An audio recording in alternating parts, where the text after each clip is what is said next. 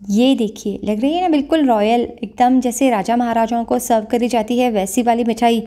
अगर आप इस मिठाई को दिवाली पे बनाते हैं तो आपसे सब पूछेंगे कि इतनी बेहतरीन और रॉयल मिठाई आपने लाई कहाँ से। बनाने में बहुत आसान है, 10 मिनट में आराम से बन जाती है, कम इंग्रेडिएंट्स से बनती है। तो ये रोज़ बहार बनाने के लिए सबसे पहले आपने लेना है चॉकलेट। 200 ग्राम्स मैंने चॉकलेट लिया है। तो वाइट चॉकलेट लेने का ये एडवांटेज होता है कि इसमें बटर और शक्कर की मात्रा पहले से ही डली हुई होती है, इसके ख़राब होने के कोई चांसेस नहीं होते। बहुत सारे मिठाई वाले अपनी मिठाइयों के लिए चॉकलेट्स यूज़ कर रहे हैं आजकल, क्योंकि इसमें दूध तो डला हुआ ही होता है। तो इसमें इसकी मिठाई में एक मावा का बहुत अच्छा सा फ्लेवर आ जाता है।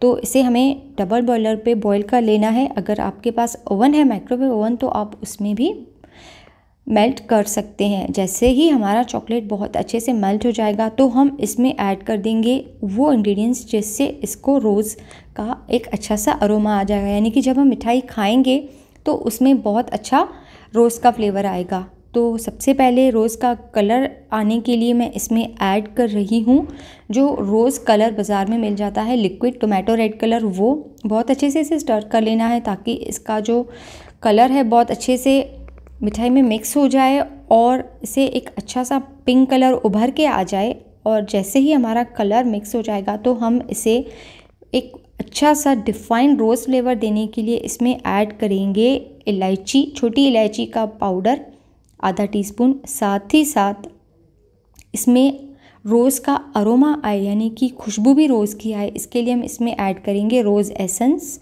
आधा टीस्पून। दोनों ही इंग्रेडिएंट्स डाल के बहुत अच्छे से स्टर कर लेना है, मिला लेना है और फिर इसमें ऐड कर देना है, ये इसमें मैं ऐड कर रही हूँ आधा टीस्पून जो हमारा रोज़ एसेंस होता है वो।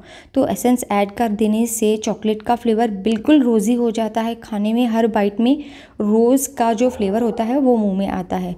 तो इसे और अच्छा रोज़ी फ्लेवर देने के लिए हम आगे और एक इंग्रेडिएंट ऐड करने वाले हैं जो मैं आपको बाद में बताऊँगी। इन्हें बहुत अच्छे से स्टर कर लें। साथ ही साथ अच्छे से मेल्ट हो जाने के बाद इनमें ऐड कर दें थोड़े से ड्राई फ्रूट्स। ये बिल्कुल ही ऑप्शनल है, अगर आप चाहें तो डालें, नहीं चाहें तो आपकी मर्ज़ी, या फिर आप अपनी पसंद के हिसाब से जो आपको पसंद है वो डाल दें। ड्राई फ्रूट्स मिक्स कर लेने के बाद इन्हें निकाल दें नीचे गैस से और फिर इन्हें सेट करने के लिए रख देना है। लेकिन सेटिंग के काफ़ी सारे ऑप्शंस हैं, जैसे मैंने छोटे छोटे डिब्बियों के ढक्कन लिए हैं, वैसे भी आप ले सकते हैं, या तो कोई मोल्ड्स भी ले सकते हैं या कोई रेगुलर थाली भी। तो डिब्बियों के ढक्कन में मैं इस तरीके से ड्राई फ्रूट स्प्रेड कर रही हूँ, थोड़ा सा जो हमारा गुलाब का पत्ता है सूखा हुआ वो भी, ताकि ये दिखने में बहुत ज़्यादा सुंदर लगे।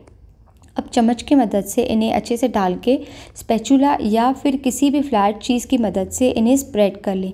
बहुत अच्छे से स्प्रेड हो जाने के बाद इन्हें जो अच्छे से नीचे चॉकलेट जाना चाहिए इसके लिए हम इसको बहुत अच्छे से पैट करेंगे, यानी कि धरती से थोड़ा सा इसे प्रेस कर देंगे इस तरीके से। ये देखिए, अब मैं आपको ज़रा सा पैट करके दिखाती हूँ, ये बहुत अच्छे से फ्लैट हो जाता है। अब इसी तरीके से बाकी के जो ढक्कन हैं इन्हें भी बहुत अच्छे से फ्लैटन कर लेना है, स्प्रेड कर लेना है और फिर इन्हें रख देना है फ्रिज में आधे घंटे के लिए।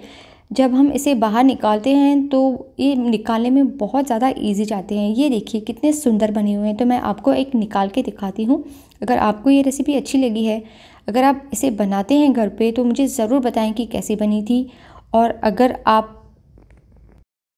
आप ऐसी और बहुत सारी रेसिपीज़ दिवाली के लिए देखना चाहते हैं तो आप देख सकते हैं मेरे आई बटन और डिस्क्रिप्शन बॉक्स में, दोनों में बहुत अच्छी वाली रेसिपीज़ मैंने दिवाली के लिए डाल के रखी हैं। एक बार ज़रूर चेक करें। फिर मिलेंगे ऐसी ही एक आसान और वंडरफुल रेसिपी के साथ। बाय।